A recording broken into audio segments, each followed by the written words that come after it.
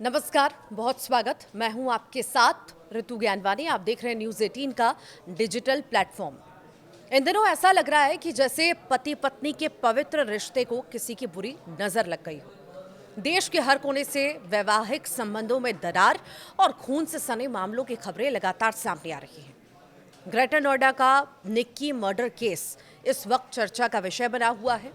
दहेज के लिए परेशान करने वाले पति ने इस वारदात को अंजाम दिया कि उसको आग के हवाले कर दिया और पत्नी को मार दिया। उधर हैदराबाद से भी एक हैरान करने वाला मामला सामने आया है। एक हैवान पति ने सारी हदें पार कर दी। पुलिस के मुताबिक इस युवक ने अपनी 5 महीने की प्रेग्नेंट पत्नी को पहले मौत के घाट उतारा, फिर चाकू से छोटे छोटे टुकड़े कर नदी में बहा दिया। ये पूरा मामला हैदराबाद के मेडीपल्ली इलाके का है, जहां पर एक व्यक्ति ने अपनी 5 महीने की गर्भवती पत्नी की हत्या कर दी, फिर उसके शव के टुकड़े टुकड़े कर दिए। पुलिस का कहना है कि आरोपी ने शव के कुछ हिस्सों को मूसी नदी में फेंक दिया। पति सबूत मिटाना चाहता था और सबूत मिटाने का खौफनाक इसका जो इरादा भी था। ये वारदात शनिवार शाम करीब 4:30 बजे की है। 27 वर्षीय आरोपी, जो एक राइड हेलिंग कंपनी में ड्राइवर के रूप में काम करता है, घरेलू विवादों और लगातार झगड़ों के चलते अपनी 21 साल की पत्नी की गला घोंटकर इसने हत्या कर दी। डीसीपी ने बताया कि सबूत मिटाने के इरादे से आरोपी ने एक हेक्सा ब्लेड से शव के टुकड़े किए और सिर, हाथ और पैर को मूसी नदी के प्रताप सिंगारम क्षेत्र में फेंक दिया, जबकि धड़, जो बिना सिर और बिना पैरों के जो था धड़, उसे अपने कमरे में छिपा कर रख दिया। इसके बाद वो चुपचाप अकेला ही अपने घर पर रहने लगा। दरअसल ये पूरा घटनाक्रम हुआ कैसे, किस बात को लेकर विवाद शुरू हुआ? तो पति पत्नी के बीच में लड़ाई झगड़े चलते थे। पत्नी से रोज रोज के झगड़े के बाद इस वारदात को अंजाम पति ने दिया। मामला तब खुला जब बहन ने भाभी की गैर मौजूदगी के बारे में पूछा। ये भी जानकारी है कि जब वो शव के हिस्से ठिकाने लगा रहा था, तभी उसकी बहन और रिश्तेदारों को शक हुआ। फिर पुलिस को सूचना दी गई, जिसके बाद ये पूरे घटनाक्रम की, हत्याकांड की गुत्थी जो है सामने आई, खबर लगी, जांच पड़ताल हुई, गिरफ्तारी हुई। इस हत्याकांड के सामने आने के बाद पूरे इलाके में दहशत है, आक्रोश है, कड़ी से कड़ी कार्रवाई की मांग हो रही है। मृतका के पिता ने आरोप लगाया कि शादी के बाद से ही महेंद्र उनकी बेटी को प्रताड़ित करता था। उन्होंने कहा, मेरी बेटी कहती थी कि सब ठीक है, लेकिन असल में वो लगातार यातनाएं झेल रही थी। जिस तरह उसने मेरी बेटी को दर्द दिया, उसी तरह उसे भी भुगतना चाहिए। वहीं पुलिस की टीम मूसी नदी में शव के बाकी हिस्सों की तलाश में भी लगी है। गोताखोर अब तक जो हिस्सा है, कई सारे हिस्से बरामद भी कर पाए हैं, नहीं भी कर पाए हैं। मामले की बर्बरता ने राज्य भर में ही नहीं, देश भर में अब इस मुद्दे को लेकर चर्चा छेड़ दी है और लोगों में गुस्सा भी साफ झलक रहा है। सामाजिक संगठनों ने भी मांग की है कि आरोपी को कड़ी से कड़ी सजा मिले, ताकि ऐसे अपराधों को रोकने के लिए सख्त संदेश भी जा सके। डीएसपी ने बताया कि पति ने सिर, हाथ और जो पैर हैं प्रताप सिंगाराम स्थित मूसी नदी में फेंक दिए। धड़ को बिना सिर और पैर के अपने कमरे में रख लिया। आरोपी ने शव के टुकड़ों को प्लास्टिक के कवर में अलग अलग पैक किया। उन्हें फेंकने के लिए नदी में 3 बार गया। बाद में उसने अपनी बहन को फोन करके बताया कि उसकी पत्नी लापता हो गई है। जबकि उसकी बहन को शक हुआ, उसने एक रिश्तेदार को इसकी सूचना दी, तो उसे पुलिस स्टेशन ले जाया गया। डीसीपी ने बताया कि उसने फिर से हत्या की गुमशुदगी की घटना बताने की कोशिश की, लेकिन जब कड़ाई से पूछताछ हुई, तब जाकर के उसने अपनी पत्नी की हत्या करना कबूल किया। वो लाख प्रयास करता रहा खुद को बचाने के, कहानियां बनाने के, पर पुलिस ने सच उगलवा ही लिया। हत्या और सबूत मिटाने के लिए बीएनएस की संबंधित धाराओं के तहत अब इस पर मामला दर्ज हुआ है। आरोपी अब हिरासत में है। घर से अवशेष बरामद कर लिए गए हैं, पोस्टमार्टम के लिए भेजे गए हैं। डीसीपी ने कहा है कि हमें मृतका का पता लगाना है और डीएनए परीक्षण कराया जाएगा।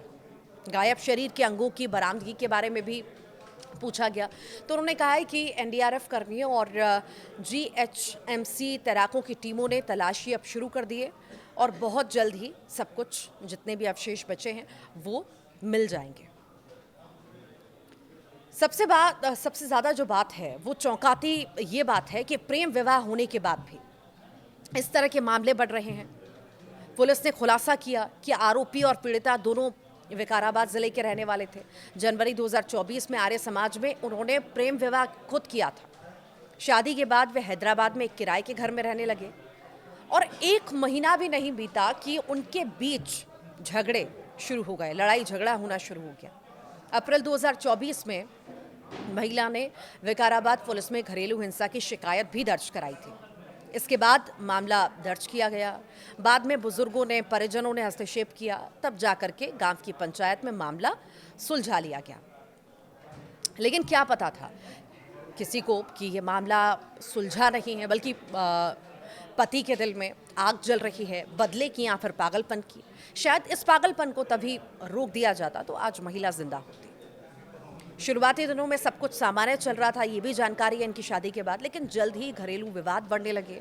अप्रैल 2024 में पत्नी ने जो है आपको जैसे कि जानकारी दी कि घरेलू हिंसा का मामला दर्ज कराया, पर हस्तक्षेप जो है बुजुर्गों का पंच में पंचायत में हुआ। उसके बाद जाकर के ऐसा लगा कि शायद जो है मामला सुलझ गया है, दोनों पति पत्नी ढंग से रहेंगे। 21 वर्ष महज जो है लड़की की, युवती की, गर्भवती की जो है महिला की जो आयु थी। और ये भी जानकारी है कि शादी के कुछ ही दिन बाद उसने काम करना शुरू कर दिया था। एक कॉल सेंटर में वो नौकरी करने के लिए जो है गई थी, उसने नौकरी शुरू की थी। लेकिन पति को ये सब पसंद नहीं आ रहा था। उसकी गतिविधियों पर पति को शक भी था। आरोपी ने उसे काम छोड़ने के लिए मजबूर किया, बार बार उस पर प्रेशर बनाता रहा कि वो काम छोड़ दे। लेकिन महिला ने उसकी बात नहीं मानी और वो काम पर जाने लगी, जाती रही। मार्च 2025 में महिला गर्भवती हुई, लेकिन तब भी झगड़े जो है नहीं रुके। 22 अगस्त को महिला ने विकाराबाद जाकर मेडिकल चेकअप कराने और उसके बाद मायके में रहने की बात पति से कही, तो विवाद और ज़्यादा बढ़ गया और ज़्यादा शंकाएं जो है पति को होने लगी। पुलिस का कहना है कि झगड़े के दौरान पत्नी द्वारा दुर्व्यवहार किए जाने के बाद आरोपी ने हत्या का मन बना लिया था और जैसे ही उससे मौका मिला उसने पत्नी को मौत के घाट उतार दिया, उसका मुंह दबा दिया, उसे मार दिया, उसके बाद उसके कई सारे टुकड़े कर दिए। पर जिस तरह से पति पत्नी के रिश्तों में हिंसा के मामले सामने आ रहे हैं, वो अब लोगों को डरा रहे हैं, विश्वास पर संशय पैदा कर रहे हैं, सोचने पर मजबूर कर रहे हैं कि क्या वाकई अब शादी जरूरी है करना। और आप देख भी रहे हैं अब युवा शादी करने से बच रहे हैं, दूर भाग रहे हैं, सिर्फ करियर के पीछे भाग रहे हैं। उन्हें सोचना ही नहीं है कि शादी और परिवार बसाने के बारे में। और जिस तरह के घटनाक्रम लगातार सामने आ रहे हैं, चाहे वो लड़कियों द्वारा किसी भी घटना को अंजाम दिया जाए या लड़कों द्वारा, वो कहीं ना कहीं अब समाज में एक ऐसा मैसेज दे रहे हैं, डरा रहे हैं, जो सोचने पर मजबूर करता है कि क्या वाकई ये रिश्ते, ये नए रिश्ते बनाना क्या वाकई में अब ज़रूरी हो चुका है।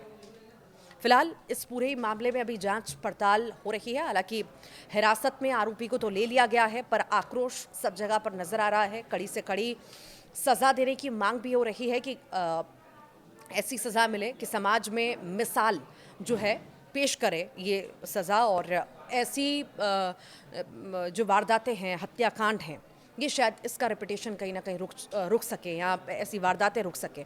अब देखना होगा कि ये पूरे खुलासे के बाद और अब जब पूरे मामले में आगे एक्शन होगा। हालांकि अलग अलग धाराओं में मामला तो दर्ज हो चुका है, पर अब आगे सज़ा क्या कुछ होती है ये देखना बेहद ही महत्वपूर्ण होगा। फिलहाल आज के लिए इतना ही। आप क्या सोचते हैं इस पूरे ही वारदात को लेकर के, हत्याकांड को लेकर के, घटनाक्रम को लेकर के, ज़रूर बताइएगा कमेंट बॉक्स में।